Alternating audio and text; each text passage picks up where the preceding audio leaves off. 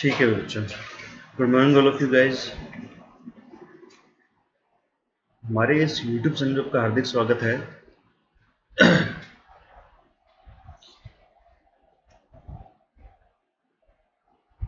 देखो, idioms and phrases में अपने एक नोस्ट्रम पहले कर चुके हैं। नोस्ट्रम का मतलब होता है बेटा पेनेसिया, रामबाण इलाज। मतलब मैंने यहाँ पे एक इडियम को याद करने का एक रामबाण इलाज निकाला है, एक तरीका निकाला है, एक ट्रिक निकाली है, कुछ भी कह लो। वो ट्रिक क्या वो देखना। देखो, अक्सर इडियम फ्रेजेस याद नहीं हो पा रहे, तो अपनों ने क्या किया, इडियम फ्रेजेस में एक नोस्ट्रम की सीरीज लेके आए। टोटल 30 नोस्ट्रम है, 30। एक नोस्ट्रम के अंदर अपने 10 क्वेश्चन सॉल्व करने वाले हैं। यानी कि पहले नोस्ट्रम में 10 क्वेश्चन 10 इडियम समझा रहा हूँ विद डायग्राम, जैसे आपको स्क्रीन के ऊपर दिख रहा है कि रीड बिटवीन द लाइंस, उसका मीनिंग सामने लिखा हुआ है, नीचे उसका डायग्राम भी बना हुआ है। तो ऐसे डायग्राम के थ्रू मैंने 10 इडियम समझाने की कोशिश की है। उसी सेम वीडियो में ही आपको मैं फिर क्या करवाऊंगा, 10 इडियम समझाने के बाद में उस पर एक क्वेश्चन सॉल्व करेंगे। यानी प्रीवियस एग्जाम्स के अंदर जो इडियम्स आ चुके हैं वो क्वेश्चन मैंने उठाए हैं इन पे, तो वो अपने प्रीवियस क्वेश्चन साथ में सॉल्व करेंगे 4 ऑप्शन के साथ में। तो उससे क्या चीज़ और क्लियर हो जाएगी। तो पहले 10 क्वेश्चन समझोगे, 10 इडियम समझोगे, बाद में उसको 10 क्वेश्चन सॉल्व करोगे, तो आपको पक्का इडियम भूल नहीं सकते। तो इससे क्या आपका इडियम कंफर्म होने वाला है। तो इडियम्स एंड फ्रेजेस की ये जो सीरीज है, टोटल 30 नोस्ट्रम है। तो 30 नोस्ट्रम को सॉल्व करने के लिए अपने यहाँ पे कंटिन्यू करेंगे इस सीरीज को। अपने पहले एक इडियम की सीरीज सॉल्व कर चुके हैं, उसको आप यूट्यूब पे जाके देखते रहें हमारे इस यूट्यूब चैनल के ऊपर। तो बेटा, सबसे पहला काम तो वही आपको पता ही है कि चैनल को सब्सक्राइब करना है, बेल आइकन को क्लिक करना है, ताकि आपको नोटिफिकेशन मिलते रहें, और लाइक करना, शेयर करना ना भूलें। तो इडियम्स एंड फ्रेजेस के अंदर जो अपनी पहली सीरीज, पहला क्वेश्चन है आज नोस्ट्रम 2 के अंदर, उसको देखो बच्चे। तो पहला जो क्वेश्चन है, रीड बिटवीन द लाइंस। देखो, इडियम देख के पता लग रहा है कि रीड बिटवीन द लाइंस यानी कि लाइन के अंदर को पढ़ना, मतलब अंदर के मीनिंग को निकालना। To understand the inner mean, to understand the inner mean. तो अंडरस्टैंड का एक सिनोनिम और लिख लो बेटा, कॉम्प्रीहेंड। कॉम्प्रीहेंड, तो किसी चीज को कॉम्प्रीहेंड करना, अंडरस्टैंड करना, नहीं समझना। मतलब कहते हैं ना, शब्दों में क्या रखा है, भावनाओं को समझो। तो अंदर के मीनिंग को निकालना। पैसेज को ऊपर ऊपर से पढ़ लिया, उसका कोई मतलब नहीं है। अंदर के मीनिंग को समझो कि नरेटर यानी कि उसका राइटर कहना क्या चाहता है। तो अंदर के भावार्थ को समझना, अंदर के मीनिंग को समझना, यानी कि रीड बिटवीन द लाइंस। तो इजीली आपको इडियम याद हो जाएंगे डायग्राम के थ्रू। तो मैं मतलब मोस्टली मैं कोशिश करूंगा कि जो 300 इडियम इंपॉर्टेंट है मेरी नज़र में, जो बच्चे NDA, navy, air force, army, clerk, CDS का एग्जाम दे रहे हैं, एसएससी का एग्जाम दे रहे हैं, उन सबके लिए ये 300 ईडीएम बेनिफिशियल हैं। क्योंकि प्रीवियस के अंदर जितने भी ईडीएम आए हैं 500-600, उनमें से ये मैंने 300 ऐसे निकाले हैं जो कि मोस्ट इंपॉर्टेंट है और बार बार रिपीट हुए हैं, बार बार एग्जाम में आते रहे हैं। और कुल मिला के वो 500 नहीं है, वो 400 ही है। तो 300 में से मिनिमम मैं करवा रहा हूँ आपको, इससे बाहर नहीं आएगा। तो बस इनको पढ़ लो, काफ़ी है।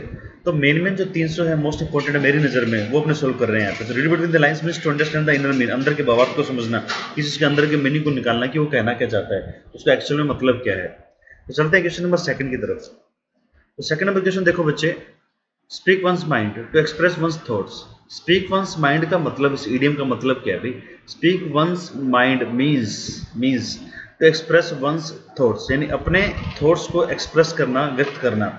यानी आप क्या सोचते हो, आपके माइंड में क्या चल रहा है। यानी कि यहाँ पे डायग्राम में समझो, टू स्पीक ऑनेस्टली और openly to others about how one truly feels. यानी आप जो भी सोचते हैं, जो भी फील कर रहे हो, उसको ओपनली एक्सप्रेस करना। देखो, ये दिमाग खुल गया यहाँ पे।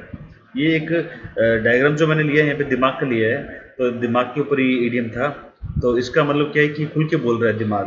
तो मतलब दिमाग से कुछ चीज़ जो है दिमाग में चल रही है उसको व्यक्त कर देना। तो एक्सप्रेस वंस व्यूज, थॉट्स, विचार अपने जो भी है वो रख देना सामने, व्यक्त कर देना। तो इडियम आपको इजीली याद हो जाए। बच्चा साथ साथ ढंग से समझते रहना, क्योंकि इसके बाद अपने इस पे क्या है, क्वेश्चन सॉल्व करने वाले हैं। Question number 3, idiom number 3।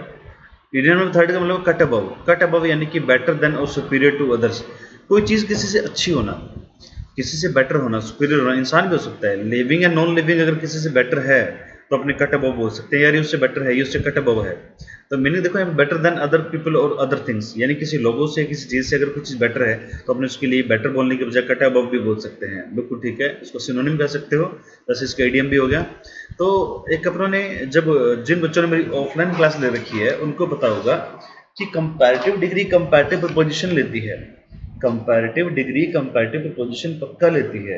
अब जैसे बेटर कंपैरिजन है, देन प्रीपोजिशन ले ली, सुपीरियर कंपैरिजन कर रहा है, इसने टू प्रीपोजिशन ले ली।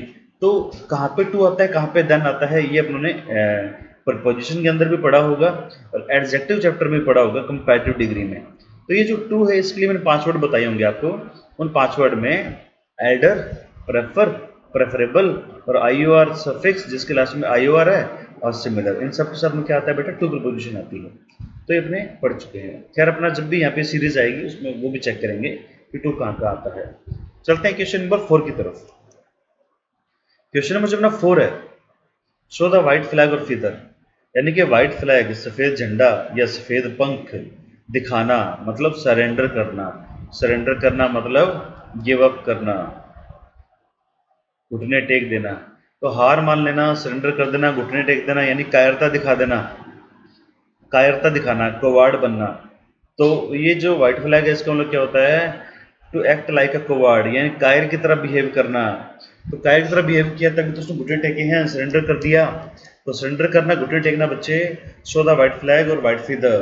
तो सफेद पंख दिखाना है, सफेद झंडा दिखाना मतलब घुटने टेकना होता है। तो ये बिल्कुल प्रैक्टिकल सा है, याद हो जाएगा। क्वेश्चन नंबर 5 की तरफ मूव करते हैं। तो क्वेश्चन नंबर जो 5 है वो है हैंड इन ग्लव। तो हैंड इन ग्लव जो ये इडियम है, हैंड इन ग्लव का मतलब होता है in close relationship, very close. कोई चीज़ अगर बहुत ही क्लोज है, बहुत ही नज़दीक है, बहुत ही क्लोज रिलेशनशिप में है, अच्छे टर्म्स हैं, तो गुड टर्म्स भी बोल सकते हो। वेरी क्लोज मीन्स अच्छे टर्म्स, गुड टर्म्स। अच्छे अगर टर्म्स हैं तो उसके लिए भी आप इस इडियम को यूज़ करते हो। तो गुड टर्म्स में होना या फिर क्लोज रिलेशनशिप में होना, हैंड इन ग्लव। तो इस डायग्राम की तरफ समझते हैं। To be hand in glove with someone means क्या होता है इसका, to be very close to someone, किसी के काफ़ी क्लोज होना। तो एग्जाम्पल देखो यहाँ पे, सारा is really hand in glove with Andy. तो सारा और एंडी काफ़ी क्लोज रिलेशनशिप में है, काफ़ी क्लोज हैं, तो हैंड इन ग्लव है यहाँ पे। तो इसने यहाँ पे ईडीएम यूज़ किया सेंटेंस के अंदर। तो इसलिए आप भी बेटा ईडीएम यूज़ कर सकते हो सेंटेंस के अंदर, और जितना चीज़ को इंप्लीमेंट करोगे, जितना अप्लाई करोगे प्रैक्टिकल लाइफ के अंदर, उतने आपको वो वोकैब याद होगी, भले वो सिनोनिम हो, भले वो इडियम हो, भले वो वन वर्ड हो, भले एंटोनिम हो। तो वोकैब को जितना ज़्यादा आप डेली लाइफ के अंदर यूज़ करते हो उतनी वो चीज़ बेटर याद होती है। जैसे आप खुद के ऊपर एग्जाम्पल ले सकते हो उसके साथ, तो याद हो जाएगा।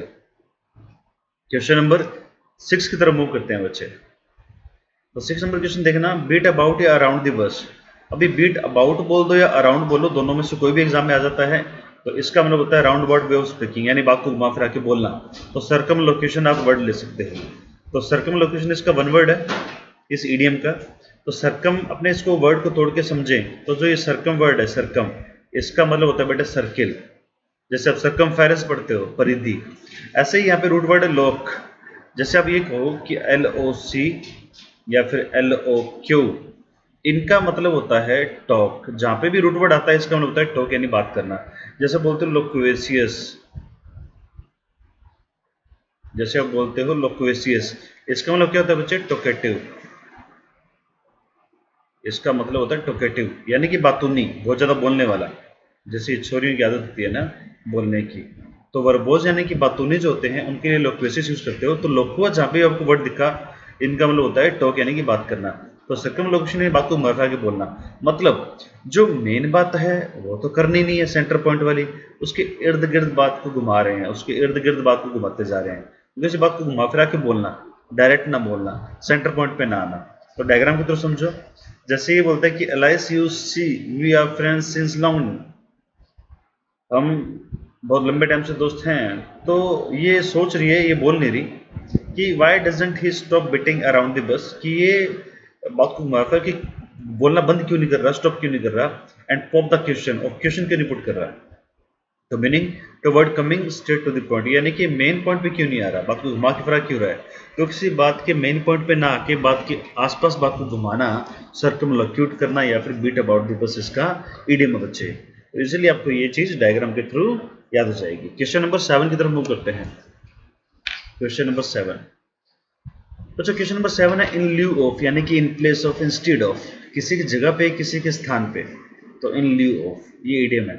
जैसे मैं इस पे एक एग्जांपल इंग्लिश में बोल के बताऊं कि tomorrow I am not coming to attend your class, take your class, so the other teacher is coming in lieu of me, यानी कि मैं कल क्लास लेने नहीं आ रहा, मेरी जगह पे कोई और टीचर आ रहा है कल के लिए। मजाक कर रहा हूँ, सीरियस मत लेना इस बात को भी। तो अगर मेरी जगह पे कोई और टीचर आ रहा है तो मैं वहाँ पे बोल सकता हूँ मेरी जगह पे, यानी कि मेरे स्थान पे, in my place, instead of me यानी इन ल्यू ऑफ मी यानी मेरी जगह पे। तो इस इडियम का मतलब भी बिल्कुल क्लियर है, किसी के स्थान पे, किसी की जगह पे, in the place of. Question number 8। तो क्वेश्चन नंबर 8 को देखते हैं। To owe money, losing money in the red, जो इडियम है इन द रेड, ये जो इन द रेड है, रेड जहां पे आता है ज्यादातर खतरनाक ही होता है भाई, है ना। रेड वर्ड तो मतलब खतरनाक, खतरे की घंटी है। टू ओ मनी यानी कि मनी का ओ होना, यानी ऋण चढ़ना, कर्जा होना। मनी का अगर कर्जा है मतलब आपको घाटा लग रहा है कहीं ना कहीं, क्योंकि प्रॉफिट में है अगर आप, तो घाटा नहीं लग सकता, कर्जा नहीं चढ़ सकता। ये प्रॉफिट नहीं हो रहा है, इसे लॉस हो रहा है, लॉसिंग मनी, घाटा लगना। जैसे रेड का यहाँ पे मैंने एक डायग्राम ग्राफ की तरफ समझाने की कोशिश की है। ये जो ग्राफ है गिरता जा रहा है, गिरता जा रहा है, गिरता ही जा रहा है। तो ग्राफ अगर गिर रहा है तो मतलब कर्जा चढ़ रहा है, नुकसान हो रहा है। तो यहाँ पे एक सेंटेंस बोला कि our company did not make much money last year so it was in the red. हमारी कंपनी लास्ट ईयर ज्यादा पैसे नहीं कमा पाई, मच मनी नहीं ले पाई, so it was in the red. ये क्या थी, घाटे में थी, लॉस में थी, तो उसको लॉस हुआ। But companies in the red, it has spend more money than it has made. तो जब भी कंपनी घाटे में होती है, लॉस मनी होती है उसे, इसका मतलब उसने पैसे तो ज्यादा लगा दिए लेकिन कमा नहीं पा रही, वहां से मेड नहीं कर पा रही पैसे को। तो कहते हैं ना कि आमदनी अठन्नी, खर्चा रुपया। खर्चा तो ज्यादा है घरों में, लेकिन आमदनी हो नहीं रही, क्योंकि कोरोना की वजह से जो ऐसी तैसी हुई है वो बहुत बड़ी हुई है। भले बिजनेसमैन को हो, भले वो किसी प्राइवेट टीचर को हो, बहुत सारे एग्जाम्पल ऐसे। तो अपने आसपास ये प्राइवेट टीचर वाला तो है ही है कि काफी लॉस हो रहा है जब से कोरोना आया है। तो ये था अपना 8 नंबर क्वेश्चन। इसका मतलब था घाटा लगना, नुकसान होना, पैसे कम आना या ना आना, या कर्जा चढ़ना। क्वेश्चन नंबर 9 की तरफ मूव करते हैं बच्चे। Face the music, to accept criticism या फिर टू बियर क्रिटिसिज्म। मैं एक्सेप्ट की जगह पे बियर भी लिख सकता हूँ। बियर यानी झेलना या सहन करना, तो क्रिटिसिज्म को झेलना या एक्सेप्ट करना, पनिशमेंट को झेलना या एक्सेप्ट करना, स्कोल्डिंग यानी डांट को एक्सेप्ट करना या झेलना, डांट खाना किसी से, रेप्रीमेंड यानी डांट खाना। तो ऐसे रिजल्ट झेलना जो क्रिटिकल हो अपने लिए। You have to get flea in one's ear, बेटा ये एक इडियम और मिल गया इसका, to get flea in one's ear, ये इसका दूसरा इडियम है। This is the second idiom of this same, face the music और to get flea in the one's ear, दोनों इडियम एक ही हैं। तो ये इडियम आ जाए या ये वाला इडियम आ जाए, बात एक ही है। तो मैंने दूसरा इडियम यहाँ पे लिख दिया ताकि आपको याद रहे, दिक्कत ना हो। और ये जो to get flea in one's ear, ये भी इसका इडियम है। इसका मतलब भी वो होता है डांट खाना, डांट सुनना, या फिर गलत काम उसके नतीजे भुगतना। कांड किया तो भुगतना तो पड़ेगा भाई। जैसे to have unpleasant consequence after doing something wrong, यानी कि अनप्लेजेंट आपने कोई काम किए हैं, उसका अनप्लेजेंट रिजल्ट भुगतना आफ्टर डूइंग समथिंग रॉन्ग, यानी गलत काम करने के बाद में उसकी गलत नतीजे भुगतना।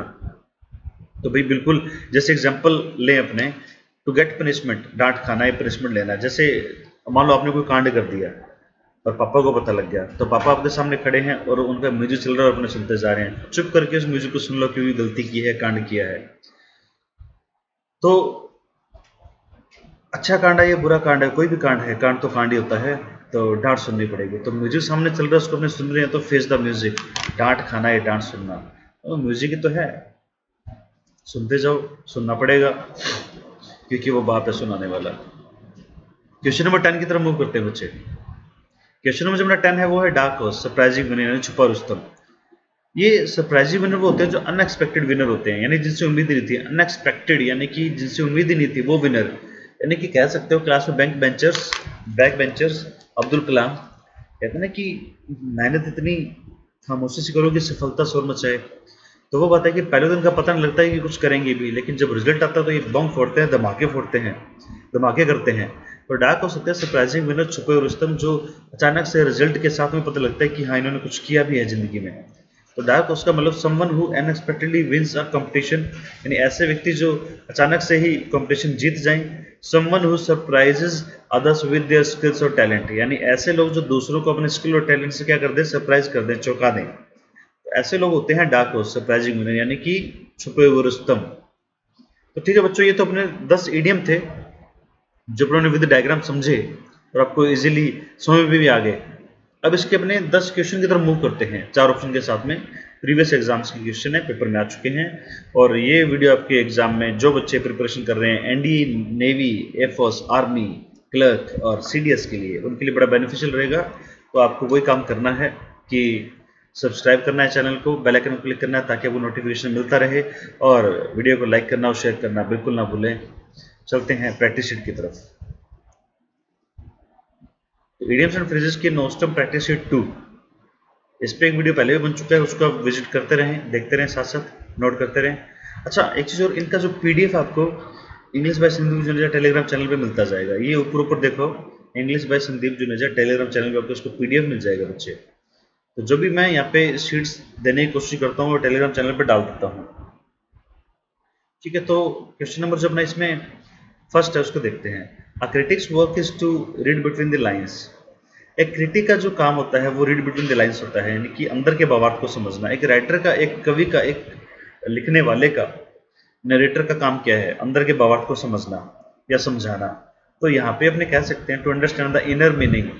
ये सी ऑप्शन क्लिक कर लेंगे। यहाँ पे देखो कई बच्चे क्या करते हैं, ए ऑप्शन को क्लिक कर देते हैं, टू कैम्प्रीहेंड द मीनिंग। मीनिंग को समझना, सिर्फ मीनिंग समझना नहीं, अंदर के मीनिंग को समझना था। तो रीड बिटवीन द लाइंस का मतलब क्या है भाई? अंदर जा रहा है बिटवीन से, तो अंदर के मीनिंग को समझने के लिए अपने बिटवीन की जगह पे इनर यूज कर रहे हैं, मतलब to understand the inner meaning, तो सी आएगा। क्वेश्चन नंबर सेकंड की तरफ मूव करते हैं। सेकंड क्वेश्चन कह रहा है, I think that it is time for me to speak my mind and talk about my complaints about our company. मैं ये सोचता हूँ कि जो व्यक्त कर दूँ विचारों को, टॉक अबाउट माई कंप्लेंट, जो शिकायतें हैं हमारी कंपनी के लिए। तो ये कह रहे हैं कि स्पीक माई माइंड। यहाँ पे स्पीक माई माइंड यानी कि एक्सप्रेस वंस आइडियाज, अपने आइडियाज को क्या करना? एक्सप्रेस करना, यानी व्यक्त करना। अब सी कह रहे हैं to talk about one's ideas, तो टॉक नहीं बैठा, एक्सप्रेस करना पड़ेगा। फिर कह रहा है कि to be frank and honest, honest और फ्रैंक होना। तो किस केस में फ्रैंक है, किस केस में ऑनेस्ट है? तो यहाँ पे आइडियाज के बारे में तो बात ही नहीं हुई, क्या पता वो बिहेवियर में है, किस में है। तो इसलिए बेटा डी ऑप्शन बिल्कुल बिल्कुल एग्जैक्ट है। टू एक्सप्रेस वंस आइडियाज, अपने आइडियाज को एक्सप्रेस करना। तो ये था अपना सेकंड क्वेश्चन। चलते हैं क्वेश्चन नंबर थर्ड की तरफ। क्वेश्चन नंबर थर्ड की तरफ मूव करते हैं। He is cut above all the other boys in the group. अपने ग्रुप के अंदर जो है वो क्या है? कट अबव है, यानी कि सबसे क्या है? सुपीरियर है। तो rather superior to, D option. किसी सुपीरियर होना, अच्छा होना, बेटर होना, और सुपीरियर से हमें टू आती है, प्रीपोजिशन तो आती रहेगी। देखो टॉलर में देन, एक्टिव में देन, मोर एक्टिव में देन, और लिटिल रफर में भी देन, इनमें देन आया। तो वो 5 वर्ड कौन से थे जिनके बाद में टू आता है कंपैरिजन करने के लिए? बाकी सब में देन लगाते हो। तो टू के लिए बेटा 5 वर्ड थे। एक तो है एल्डर, जिस बच्चे को नहीं पता वो लिख ले भाई, एल्डर। एक वर्ड है यहाँ पे प्रेफर, एक वर्ड अपने को मिल जाता है प्रेफरेबल, एक वर्ड है सिमिलर, एक वर्ड है आई ओ आर सफिक्स, यानी जिस वर्ड के लास्ट में आई ओ आर है, प्रत्यय आई ओ आर। सीनियर है, जूनियर है, इन्फीरियर है, फ्रंटियर है, पोस्टीरियर है, सबके साथ बेटा कंपैरिजन में टू आता है। बाकी सबके समय देन लगाते रहो आंख बंद करके, आपको कोई नहीं रोकेगा पूरी इंग्लिश के अंदर। जहां पे comparative degree I, comparative preposition जरूर लेगी, देन या टू। तो देन बाकी हर जगह इन 5 के साथ में आपको टू कनेक्ट करना है, टू इनके सामने जरूर आना चाहिए। क्वेश्चन नंबर 4 की तरफ मूव करते हैं। As long as the police arrived the bank robbers showed the white flag. यानी कि जैसे ही पुलिस पहुंची तो जो बैंक रोबर्स थे उन्होंने क्या किया? व्हाइट फ्लैग शो कर दिया, यानी कि उन्होंने सरेंडर कर दिया। तो ऑप्शन आ जाएगा यहाँ पे बी। तो शो द व्हाइट फ्लैग या शो द व्हाइट फीथर, यहाँ पे फ्लैग कर दो या फीथर कर दो, एक ही बात है। दोनों इडियम का मतलब एक ही होता है। फ्लैग की जगह फीथर आया था कई बार, तो इसका मतलब क्या बेटा? सरेंडर करना, यानी कि गिव अप करना, घुटने टेकना, हार मानना। तो इसमें आ जाएगा फोर्थ में बी ऑप्शन। क्वेश्चन नंबर 5 की तरफ मूव करते हैं बच्चे। The supervisor and manager work hand in glove to create a positive atmosphere in the company. Supervisor और मैनेजर जो हैं वो हैंड इन ग्लव काम करते हैं क्रिएट करने के लिए पॉजिटिव एटमोस्फेयर को कंपनी में। तो कंपनी के अंदर एक अच्छा एटमोस्फेयर बनाने के लिए जो सुपरवाइजर और मैनेजर हैं दोनों हैंड इन ग्लव, यानी कि क्लोज रिलेशनशिप में आके, अच्छे टर्म्स में आके काम करते हैं। तो इन क्लोज रिलेशनशिप यानी कि क्लोज टर्म्स, अच्छे टर्म्स में। तो सुपरवाइजर और मैनेजर दोनों, तो दोनों व्यक्ति अलग अलग हैं। ये एक व्यक्ति, ये दूसरा पर्सन। तो ये फर्स्ट पर्सन है, सेकंड पर्सन। अगर इससे पहले आर्टिकल दा लगा है तो इससे पहले भी आर्टिकल दा बेटा जरूर आएगा, ध्यान रखना। मैनेजर से पहले आर्टिकल दा लगा दो। एग्जाम में जब भी क्वेश्चन आया था वहां पे आर्टिकल दा नहीं था, इसलिए मैंने भी नहीं लिखा, लेकिन बेटा यहाँ पे आर्टिकल दा आना चाहिए मेरे अकॉर्डिंग, क्योंकि number of article based on number of noun, जितने नाउन उतने आर्टिकल आने चाहिए। जब यहाँ पे सुपरवाइजर से पहले आर्टिकल दा है तो इससे पहले भी आर्टिकल दा आएगा। अगर ये नहीं आता है तो मतलब आदमी एक ही है। अगर यहाँ पे आप सेकंड आर्टिकल नहीं लगा रहे हो, इसका मतलब ये पर्सन एक ही है। और दोनों को मुझे अलग अलग करने के लिए मुझे यहाँ पे दा लगाना पड़ेगा, क्योंकि दोनों ने मिलकर काम किया है पॉजिटिव एटमोस्फेयर बनाने के लिए। तो सेंटेंस से पता लग रहा है कि यहाँ पे दो व्यक्ति हैं। तो इन क्लोज रिलेशनशिप में होंगे तो दो ही होंगे, एक ही व्यक्ति एक ही क्लोज रिलेशनशिप में कैसे आ सकता है भाई? तो इसमें आ जाएगा फर्स्ट ऑप्शन। क्वेश्चन नंबर 6 की तरफ मूव करते हैं। Having no arguments to defend his point the speaker began to beat about the bush. कोई आर्गुमेंट ना होते हुए डिफेंड किया अपने पॉइंट को, तो स्पीकर ने स्टार्ट किया बीट अबाउट द बस, बात को घुमाना। तो बात को घुमाना, बात को घुमा फिरा के बोलना, डायरेक्ट पॉइंट पे ना आना, तो यानी speak in round about way, यानी इसने क्या किया, सर्कमलोक्यूट किया। सर्कमलोकेशन यानी कि round about way of speaking. तो वो ये स्पीकिंग राउंड अबाउट वे, यहाँ पे सी ऑप्शन आ जाएगा। तो बीट अबाउट द बस का मतलब होता है बात को घुमा फिरा के बोलना, डायरेक्ट पॉइंट टू पॉइंट बात ना करना। तो अगले पे चलते हैं क्वेश्चन नंबर 7 की तरफ। They were offered 6 months rent in lieu of notice to vacate the building. तो उनको ऑफर किया गया, क्या ऑफर किया गया अभी, 6 months का रेंट दे दें, ठीक है, किसके जगह पे, notice to vacate the building, building को खाली करने के नोटिस देने की बजाय उसके जगह पे उन्हें 6 months का रेंट देने के लिए क्या किया गया, ऑफर किया गया। 6 months का रेंट ऑफर किया गया उन्हें, सॉरी, तो बिल्डिंग खाली करने बजाय उन्हें 6 month का रेंट ऑफर किया गया। तो यहाँ पे इसकी जगह पे, इन ल्यू ऑफ का मतलब होता है जगह पे, किसी के स्थान पे, तो इन प्लेस ऑफ यहाँ पे आ जाएगा इन प्लेस ऑफ, यानी कि बी। बच्चों एक जो ये वर्ड है इन स्पाइट ऑफ, इसको देखना, in spite of is equal to होता है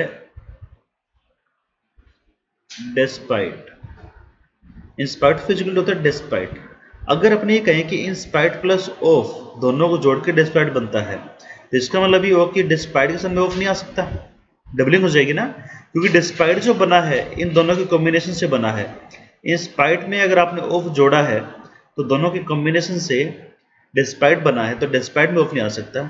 और इनकी हिंदी होती है, इनका मीनिंग होता है के बावजूद, इनकी हिंदी होती है के बावजूद। ठीक है, चलते हैं क्वेश्चन नंबर 8 की तरफ।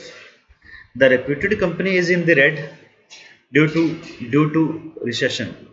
जो रेप्यूटेड कंपनी है आज वो भी किस में है, in the red due to recession, recession की वजह से।